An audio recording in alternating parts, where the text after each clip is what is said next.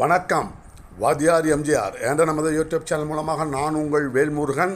சென்னையிலிருந்து ஒருத்தர் சொந்த ஊரான திருப்பூருக்கு போயிட்டுருக்காருங்க பஸ்ஸில். அந்த பேருந்து ஒரு டீ கடையில் போய் நிற்கிது விக்கிரவாண்டி பகுதியில். டீ சாப்பிட இறங்கி போயிட்டு திரும்பி வந்து பார்த்தா அவருடைய லேப்டாப் திருடப்பட்டிருக்கிறது. லேப்டாப்பை திருடியவர் தாவேகாவுடைய கிளை செயலாளர் கண்ணப்பன்.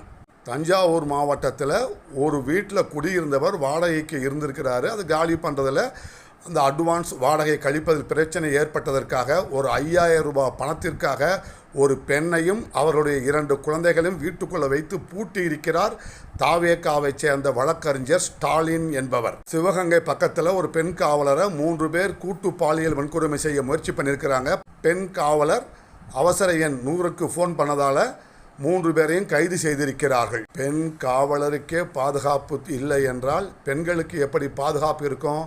இதில் சிங்கப்படை வேற